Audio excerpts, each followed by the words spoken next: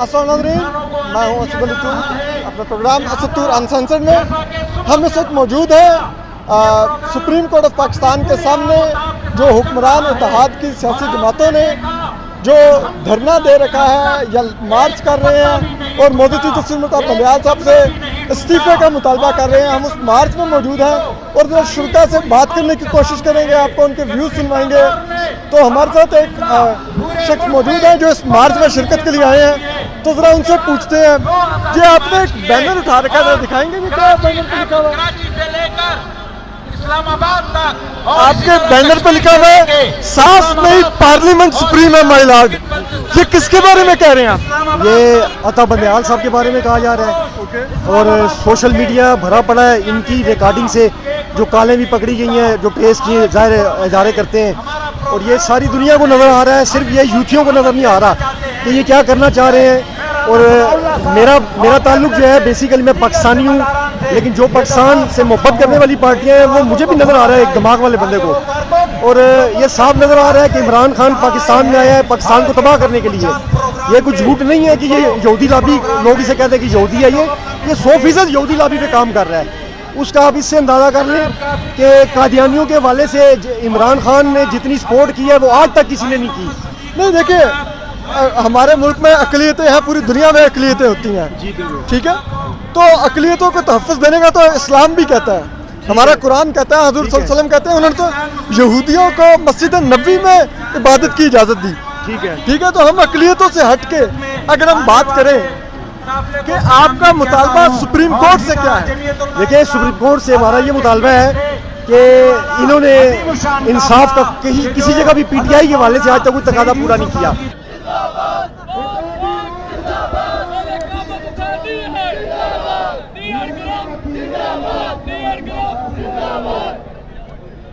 ये नून लीग की एक टोली जो कोई डेहर बरादरान है, इब्राहिम डेहर साहब के तरफ से पाक फौज जिंदाबाद के नारे लगा रहे हैं, वोट को इज्जत दो, अब यहाँ तक तो कम से कम आ पहुँची है। हमारे साथ एक और मुजाहरे में शरीक एक शख्स मौजूद है जो हुक्मरान इत्तेहाद की सियासी जमातों के कारकुन हैं और सुप्रीम कोर्ट के बाहर इस वक्त मौजूद जस्टिस बंदयाल साहब और उनके धड़े के जजों के खिलाफ एहतजाज कर रहे हैं। आपका ताल्लुक किस सियासी जमात से? हमारा जमीयत इस्लाम मौलाना फजल रहमान से। मौलाना फजल रहमान साहब से किस चीज़ का एहतजाज कर रहे हैं और किस वजह से कर रहे हैं? एहतजाज हम इसलिए कर रहे हैं कि जज साहब ने इमरान खान को मुकम्मल छूट दे दी है।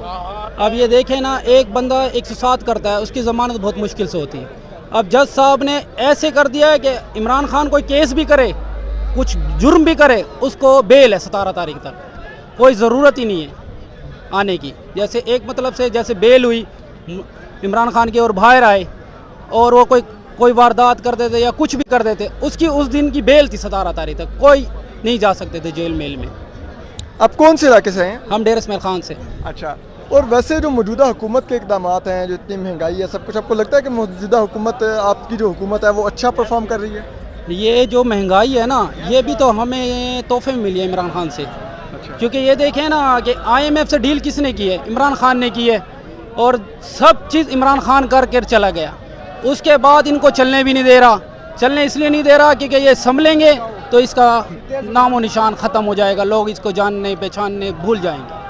अब ये देखें, नैब का कोई अमल होता है तो ये फ़ौरन अपने बंदे लेकर नैब दफ्तर पे हमारे फ़ौज पर चढ़ गए और हमारे उस पर चढ़ गए, क्या नाम है, आवाम पर रोड ब्लॉक कर लिए, तोड़ फोड़ कर ली। तो ये देखें ना कि इन्होंने आर्मी पे इन्होंने बहुत जुल्म किया और उनको जैसे उनके घर के अंदर दाखिल हो गए और बहुत तोड़ फोड़ की। अच्छा, आखिर बताइएगा आपका क्या मुतालबा क्या है चीफ जस्टिस पाकिस्तान से, चीफ जस्टिस बंदयाल साहब के से, जिनके लिए आप इधर एहतजाज कर रहे हैं, जिनके खिलाफ? जज साहब से हमारा ये एक ही मुतालबा है कि आप इस्तीफ़ा दे दें और घर चले जाएं। क्या आपको लगता है ये मुतालबा जायज़ है सुप्रीम कोर्ट के एक चीफ जस्टिस से? अगर यूँ उनके फैसलों से नाखुश होकर लोग आके इस्तीफ़े मांगने लग गए तो फिर तो कल पता चले यहाँ पर कोई जज ही नहीं बैठा नजर आएगा। तो जज साहब का फिर ये भी तो काम नहीं है कि वन साइड एक रहना, बात दोनों तरफ से सुनी जाती है ना। हज़रत अली रज़ियल्लाहु तआला कौन है कि आप ये देखें कि दोनों की सुने और फिर फैसला करें। और ये फैसला तो रिकॉर्डिंग आप लोगों ने पहले आप सोशल मीडिया पे चल गई थी कि ये फैसला आना है और वही सेम फैसला आ गया। ठीक है, आप कहाँ से आए हैं, किस सियासी जमात से आपका ताल्लुक है? मैं वज़ीरिस्तान से आया हूँ, मेरा ताल्लुक JYF से है। आप किस मुतालबे के साथ इस्लामाबाद आएंगे? हाँ, मैं जज साहब के चीफ जस्टिस साहब से इस्तीफ़ा लेने के लिए आए हैं। अगर उन्होंने इस्तीफ़ा ना दिया तो हम ज़बरदस्ती उसको मजबूर करेंगे, तब तक हम जाएंगे नहीं जब तक ये इस्तीफ़ा ना दे। ज़बरदस्ती से आपकी मुराद कहीं आप सुप्रीम कोर्ट में तो नहीं घुसेंगे? नहीं, बाहर निकलने नहीं देंगे, बाहर निकलने देंगे? बाहर नहीं निकलने देंगे। ठीक है, महसूर रखेंगे जब तक इस्तीफ़ा नहीं देंगे? जब तक इस्तीफ़ा नहीं देंगे, क्योंकि इसकी खासलत बदलने वाली नहीं है। 60 साल इसकी आदत ये पड़ गई है ना कि नाजायज़ फैसला देता है। अगर हम ये तवक्को रखें कि ये सुधर जाएगा, इंसाफ से फैसला देगा, कभी नहीं हो सकता। 60 साल के बाद वो अंग्रेज़ वो घोड़े को भी छोड़ कर देते थे ना। इसकी खासलत ये तबीयत बदलने वाली नहीं है, इस्तीफ़ा दे दे। ठीक है, बहुत शुक्रिया। आप कहाँ से आए और किस सियासी जमात से? हम KPK से आए हैं, डेरा इस्माइल खान से आया हूँ मैं सर। ठीक है, हाजी आसिफ मेरा नाम है। अल्हम्दुलिल्लाह हम मौलाना साहब की कॉल पर इधर आए हैं, जमीयत के हम कारकुन हैं और इंशाअल्लाह ताला जैसे भी मौलाना साहब हमें कॉल दोबारा देंगी, जाना है या नहीं जाना, तो हम उसी कॉल का इंतज़ार कर रहे हैं। और इंशाअल्लाह ताला हमारा चीफ जस्टिस से ये मुतालबा है कि अगर जो भी फैसला किया जाए एक तरफा ना हो, दोनों पार्टियों के लिए हो, पूरे पाकिस्तान के लिए हो। और ये जितनी भी आवाम यहाँ पर आई हुई है, पाकिस्तान मुस्लिम लीग की है, पीओ पार्टी की है और जमीयत उल इस्लाम की और बाकी जितनी भी पार्टी हैं, हमारा यही मुतालबा है जो इन्होंने पहले इमरान खान के लिए फ़ैसला किया है वो हमें बिल्कुल नामंजूर है। अगर हमारा बस चले जैसे उन्होंने तोड़ फोड़ की थी, हम अभी पूरा मन है। अगर हमारे से मौलाना साहब ने कोई बात ऐसे हमसे कहा कि पूरा मन नहीं रहना, तो इंशाअल्लाह ताला फिर वही हाल करेंगे जो पहले हुआ है, अल्लाह के हुक्म से। अगर मौलाना ने आप लोगों को कहा कि पुरअमन नहीं रहना, तो क्या हम समझें कि आप लोग यहाँ पर जो PTI ने जिस तरह से एहतजाज किया, जलाओ घिराव किया, क्या आप लोग भी वही शक्ल इख्तियार करेंगे? पहली बात तो ये है भाईजान के मौलाना साहब एक सुलझे हुए इंसान है और मौलाना का नाम ही लेना इनके लिए काफ़ी है। पहली बात तो मौलाना साहब ये कॉल देंगे नहीं। अगर ये कॉल कभी कोई बहुत ज़्यादा ज़ोर के साथ दी तो वो फिर भी इस मुल्क को संभालने के लिए इधर आए हुए हैं। जब इस हुकूमत में नहीं थे, जब भी मुल्क को संभालते थे, और अब इस हुकूमत के साथ हैं तो फिर भी मुल्क को संभाल रहे हैं। इंशाअल्लाह ताला हम चीफ जस्टिस को यहाँ से भगा कर रहेंगे। जो इसके 3 महीने रहते हैं ना, हम कहते हैं कि 2-3 दिन में यहाँ से ये रुखसत हो जाए हमारी। हम और लोगों से बात करने की कोशिश करते हैं। बहुत शुक्रिया आपके वक्त का। तो ये और भी सियासी जमातों के लोग हमें नज़र आ रहे हैं, हम ज़रा उनसे भी एक हमें साहब नज़र आ रहे हैं। अस्सलाम वालेकुम, किस सियासी जमात से आपका ताल्लुक है? मेरा किसी सियासी जमात से ताल्लुक नहीं, लेकिन मैं अपनी पाक फौज के साथ और इस पाकिस्तान के साथ हूँ। मैं इस पिनकी पीरनी के साथ नहीं हूँ। ये जानी बंदा है, इसने जना किया इज्जत की बात। देखिए चलें, वो केस उनका अदालत के रूबरू है, लेकिन आप अदालतें अच्छी होती तो हम यहाँ आते। यह बल्दियाल जो उसका मिला हुआ अपनी सास की बातें सुनता है, अपनी जनानी की बातें सुनता है, या अपनी बेटी जो बेहया मीडिया नहीं ऐसे मत किसी आप दाढ़ी वाले हैं, ये मत कहिए किसी की बेटी बहन पे। हम सब बेटियों पर इल्जाम मत लगाइए। मुझे बताओ, मेरी 70 साल उम्र हो गई है। नहीं हम किसी की बेटी बहन को उम्र में रिमांड में किसी बंदे की बहन हुई है, बड़े उम्र के, छोड़ दे इस पर बड़े उम्र के। ठीक है, आपका ताल्लुक किस सियासी जमात से है और आप किस शहर से जी, नून लीग से। नून लीग से है। किस मुतालबे के साथ आए हैं आप? इस मुतालबे के साथ आए हैं कि ये जो कुछ कोर्ट में हो रहा है, इस बंदयाल को नहीं होना चाहिए, इसको इस्तीफा देना चाहिए। लेकिन क्योंकि ये इतना क्रिटिव, आप खुद तो हो कि इतना यानी वो हो गया, यानी कि हर बच्चा हर बंदा तो समझ जाए कि कोर्ट जो बेंच जो बनती है तो पहले पता चल जाता है कि फैसला कौन से होने वाला है। तो और इससे वो बढ़ के क्या हो सकता है? एक आम आदमी, मुझ जैसा आदमी के मुझे ला का नहीं पता, किसी चीज़ का भी नहीं पता, जब ये कोर्ट का सुनते कि ये जज बैठे तो पता चल जाता कि फैसला क्या आने वाला है।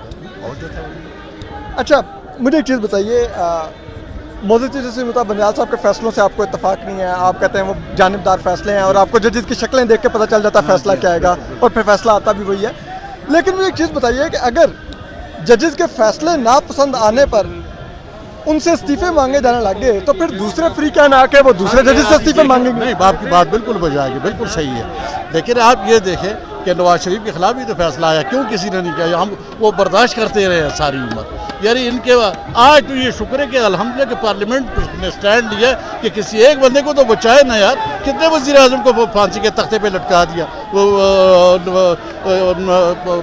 मुल्क बदर कर दिया, किसी को क्या कर दिया, किसी को क्या कर दिया। क्योंकि ये पार्लियामेंट जो कानून बनाती है, तो पार्लियामेंट के सिर पे तो ये लोग बैठे हुए हैं, तो पार्लियामेंट कैसे सुप्रीम नहीं है? पार्लियामेंट की बात कैसे नहीं मानी जा रही? तो यही बात है बस। और हमारा उसके साथ क्या है, पाकिस्तान जिंदाबाद। और जैसे सर इसको बंद कर दे, आपको भी मेरा ख्याल है तशद्दुद का निशाना बनाया गया था, असतूर साहब है ना आप, आपको तो वैसे भी हम आपका प्रोग्राम बड़े शौक से देखते हैं। हाँ, तो यही अल्लाह ताला आपको सेहत ज़िंदगी दे, ताकि इसी तरह वो उजागर करते रहे, जो कि हकीकत है उसको उजागर करते रहे। बड़ी बात। आप कहाँ से आए हैं, किस सियासी जमात से? रावलपिंडी से मुस्लिम लीग नून से साथ ताल्लुक है मेरा। ठीक है, किस मुतालबे के साथ आप आए हैं? इस मुतालबे के साथ आए हैं कि मुल्क में जो लाकानूनियत मचा रखी है चीफ जस्टिस ने अपना एक ग्रुप बना के, तो इसने ये कह लें कानून को अपनी बांदी बनाया हुआ है, और जिस तरह वो अपने इशारों पे नचा रहा है, ये तो ज़्यादती है, कौम के साथ ज़्यादती है, मुल्क के साथ ज़्यादती है। आप देख लेना, अभी थोड़ी देर पहले उन्होंने बताया था, वो एक्सप्लेन नहीं कर सके इसको, कि दौरान रिमांड जो है ये पाकिस्तान की तारीख है और पाकिस्तान का कानून है कि किसी की अबूरी ज़मानत नहीं हो सकती है। ये हमने पहली दफ़ा देखा है कि जो केसेस हैं उनमें भी ज़मानत है, जो नहीं है उनमें भी ज़मानत है, जो आने वाले हैं उनमें भी ज़मानत है, जो गुनाह आइंदा होंगे उनमें भी जो है वो आप सुरखरू हैं। ये चीफ जस्टिस का इतने बड़े इस पर बैठ गए। चीफ जस्टिस को तो अल्लाह ताला ने बड़ा दिया होता है, अपने इख्तियारात के अपने बाद इख्तियारात दिए होते हैं कि वो सज़ाए मौत सुना सकता है, और जो आदमी जो है वो अपने उसके इतने मुक़द्दस शोबे के साथ जो है वो बददियानती करता है, वो इस सीट के काबिल नहीं है, उसको इधर किसी कीमत में नहीं रहना चाहिए। ये जो कोई सूरत हाल है पाकिस्तान की, कि आज देखें ना क्या हुआ है, कोर कमांडर का घर जो है वो उन्होंने जलाया, GHQ पे हमला किया है, बाकी जो शहर में जो है जो कुछ हुआ आपके सामने है। क्या इस तरह होना चाहिए? ये गलत है, बिल्कुल गलत है। लेकिन क्या फौज का भी सियासत में किरदार होना चाहिए? नहीं, सियासत में फौज का किरदार तो कोई नहीं है, लेकिन आखिर कोई ना कोई तो देखेगा ना, कोई ना कोई ज़रूर देखेगा। नज़र तो कम से कम जो है वो रखनी चाहिए, किरदार नहीं होना चाहिए। किरदार जो है इस हद तक है कि चलो वो एक कह लें कि चीफ़ है, आर्मी चीफ़ है, फ़ौज है, देखती है जहाँ पे आपको जब ज़रूरत पड़ती है आप उसको बुला लेते हैं, गली महल्ले में, कूचे में, जब भी, तो चलो इतना तो कोई देखने में तो कोई अर्ज नहीं है उनको।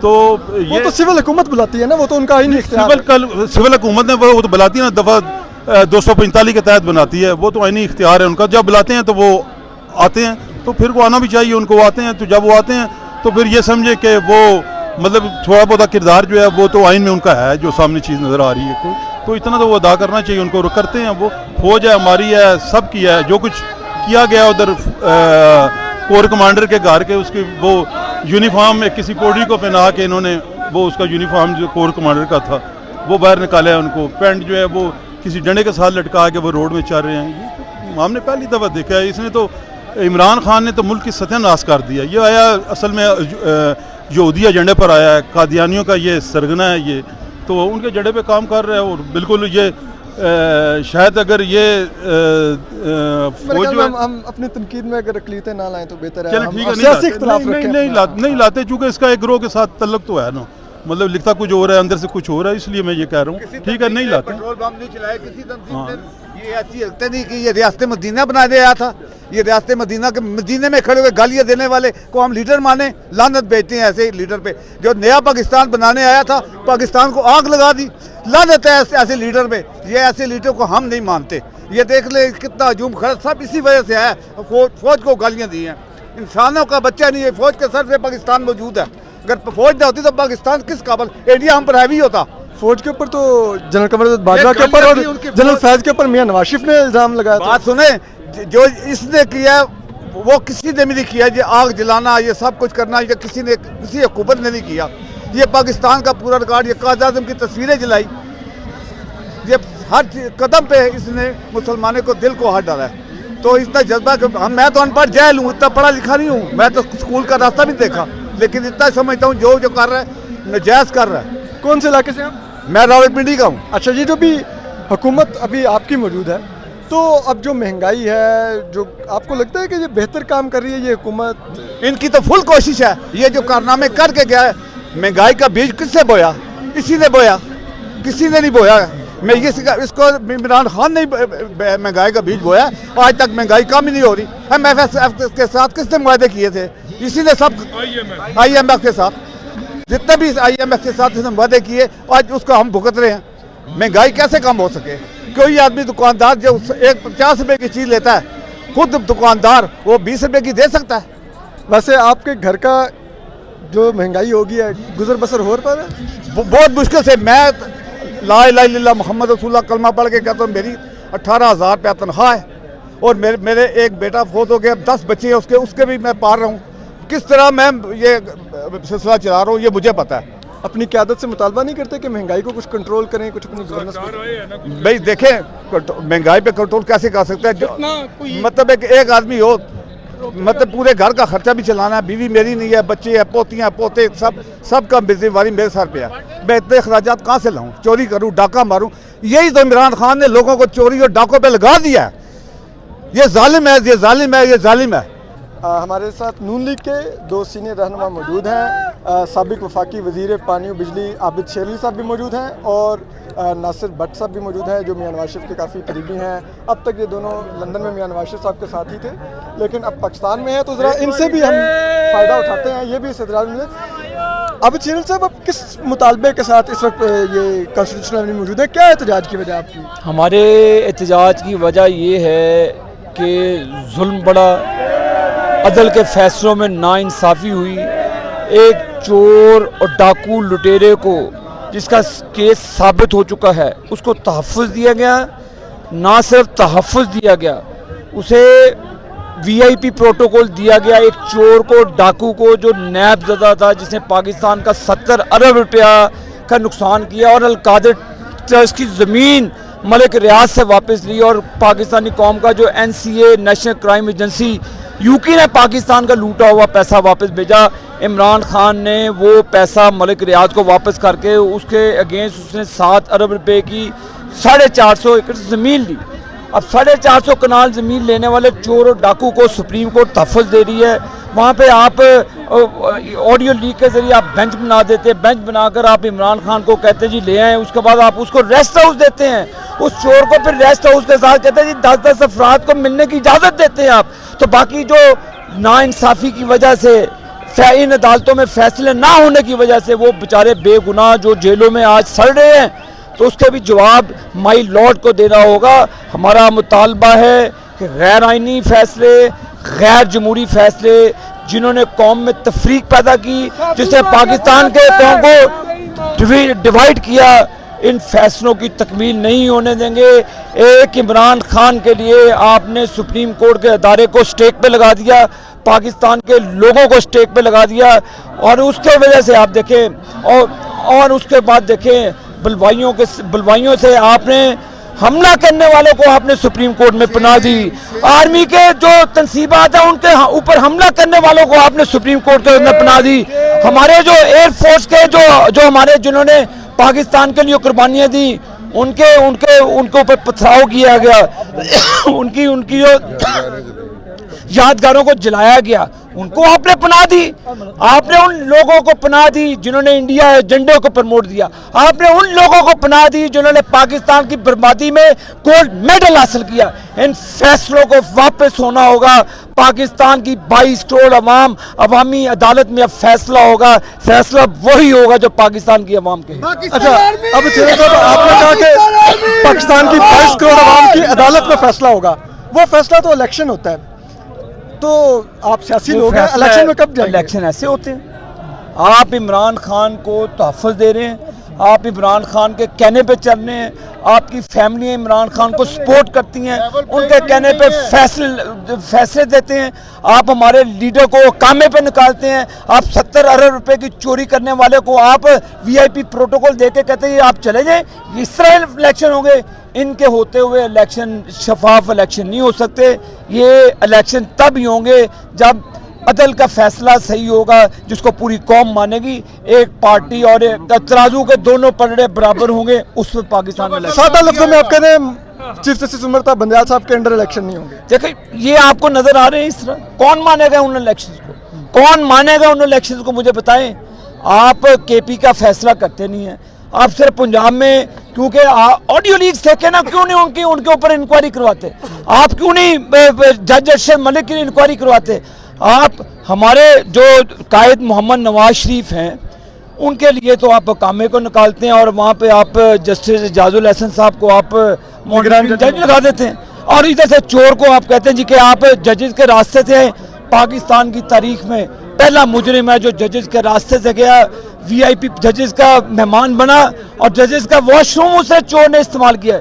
इस तरह के ना फैसले माने जाएंगे, ना इस तरह में इनकी मौजूदगी में इलेक्शन माने जाएंगे। अच्छा, इलेक्शन चले जब भी होंगे, लेकिन एक मुल्क में एक हिजान है और ऐसे मौके पर हमेशा मुल्क को एक क़यादत की ज़रूरत होती है जो आए और कौम को एक रास्ता दिखाए या कौम को मुत्तहिद करने की कोशिश करे, और ये हमेशा सियासी लोग ही कर सकते हैं। ये कोई ना जर्नैल कर सकता है ना जज कर सकता है। तो अब अगर वो सियासी क़यादत में देखा जाए तो नून लीग के कायद तो मियां नवाज शरीफ हैं, 3 दफ़ा के वज़ीर-ए-आज़म हैं, वोट आज भी उनके नाम का है और किसी के नाम का नहीं है नून लीग में। वो अभी तक लंदन में है। अब उनकी पार्टी की जहाँ पे हुकूमत है वो क्यों नहीं आ रही? देखिए, इसमें कोई दो राह नहीं है कि वोट नवाज शरीफ का, और इंशाल्लाह नवाज शरीफ की क़यादत में ही हम इलेक्शंस में जाएंगे। नवाज शरीफ की क़यादत में ही इंशाल्लाह ताला इन तमाम साकिब निसार जैसे नासूरों का सड़कों पर एहतसाब होगा। जब तक इस तरह के बाकियात लोग जो अदल के निज़ाम को, जो आपने अल्लाह को जवाब देना है, आपने अल्लाह की वादानियत का हलफ लेकर आपने इंसाफ पे मबनी फैसले ना के सास के कहने पे फैसले करने हैं। आपने ये तासुब ख़त्म होना होगा। नवाज शरीफ इंशाल्लाह ताला पाकिस्तान आ रहे हैं। अब इंशाल्लाह ताला आने वाले, देखिए ये हमारी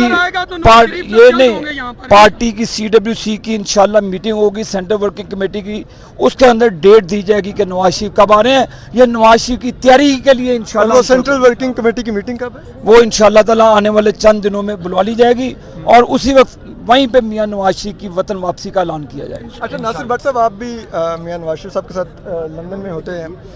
एक चीज़ है, मुझे याद है जनवरी मैंने आपका इंटरव्यू किया था, क्योंकि आप पाकिस्तानी अदालतों में तो खैर क्या किसी ने जीतना होता है, लेकिन ये लंदन की अदालतों में अपने खिलाफ तमाम इल्ज़ाम को झूठा साबित करके केस जीतते रहे हैं। तो आप ये बताइए, आपने तब कहा था जनवरी में मुझे कि मियां नवाज शरीफ बस जल्दी, महीनों नहीं हफ्तों में पाकिस्तान होंगे। अब तो महीनों हो गए हैं, 3-4 माह गुजर गए हैं। आपको बता दीजिए कब तक? बिस्मिल्लाह। देखें, आपने मेरी बातों का खुद जवाब दे दिया। साकिब निसार रजीम, आसिफ सईद खो साहब, साकिब निसार, आसिफ सईद खो साहब भी है, और इसमें बाजवा साहब हैं, और ISI के जो जर्नैल थे, ठीक है, फैज़ साहब, ये एक रजीम थी जिसने मिलकर, आपने देखा वो क्या कह रहे हैं जज साहब के, मुझे आगे कहते हैं नवाज शरीफ को सज़ा देनी है। उसने कहा जी कौन सी सज़ा? उसने कहा नीचे फैसला होने वाला है। उसने कहा जी वो तो फैसला नहीं हुआ। उन्होंने कहा शौकत सिद्दीकी साहब 2 साल की मेहनत है। उसने कहा जी वो आप बस उसको सज़ा देंगे। उसने कहा नीचे भी कहते हैं वो फैसला हो गया, सिर्फ हमने वक्त मुकर्रर करना है कि कितना अरसा देनी है। आप मुझे बताएं, जब इस तरह के इंसाफ होंगे तो आप उस बंदे के साथ जो 3 दफ़ा का वज़ीर-ए-आज़म था, जो मुंतखब वज़ीर-ए-आज़म था, आपने उसको उठा के एक बेटे से तनख्वाह ना लेने पे फॉर लाइफ के लिए नाअहल कर दिया। अब आप देखें कि वो साकिब निसार की वाक़यात अभी मौजूद हैं। ये आबिद शरीफ साहब ने कहा वो 160 मिलियन पाउंड, वो आके जिस बंदे के ख़िलाफ़ केस है उसको बुला के चीफ जस्टिस कहते हैं आए जी, उनको अपनी मर्सिडीज़ दी है, VIP कार में हुआ है, और आगे कहते हैं क्या हाल है, हम आपको देखना चाहते थे, आपकी तबीयत ठीक है। ये नवाज शरीफ के साथ क्यों नहीं किया? नवाज शरीफ को तो आप कहते थे कि आप इस्तीफ़ा दें और घर जाएँ।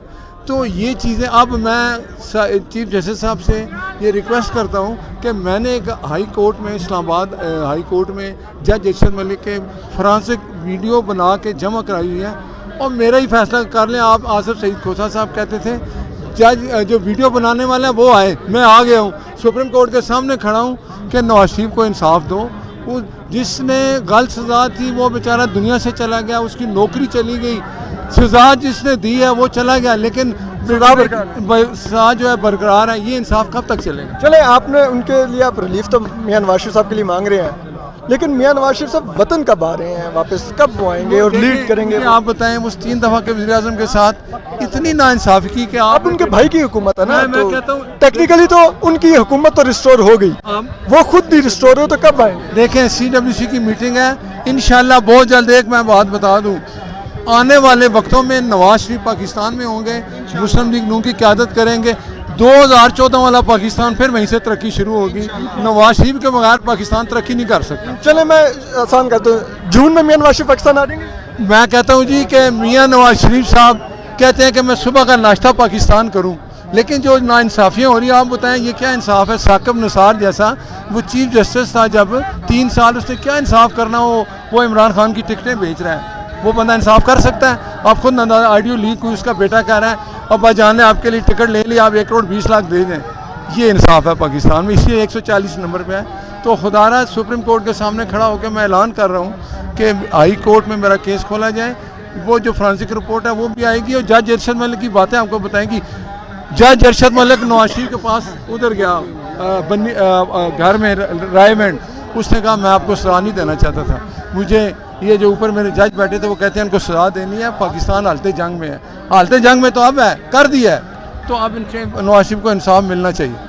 अच्छा, आखिर में आपने बात की, आप दोनों सीनियर लोग हैं PMLN के, तो मौलाना फजल रहमान तो कह रहे हैं कि चीफ जस्टिस इस्तीफा दें, क्या नून लीग का भी यही मुतालबा है?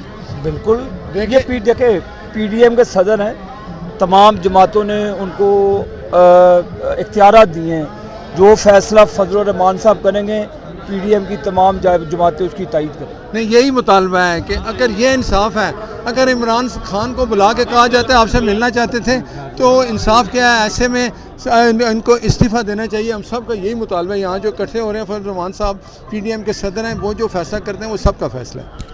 बहुत शुक्रिया। हमने नून लीग के और इस मार्च में JJF और दीगर जमातों के कारकुनों से बात की, नून लीग के सीनियर रहनुमाओं से बात की, जो आप कह सकते हैं कि मियां नवाज शरीफ की आवाज़ भी थे, क्योंकि ये लोग वहीं पर लंदन में होते थे। तो हम आपको मज़ीद भी अपडेट करेंगे इस मार्च के बारे में। ख्याल रखिए, अल्लाह हाफ़िज़।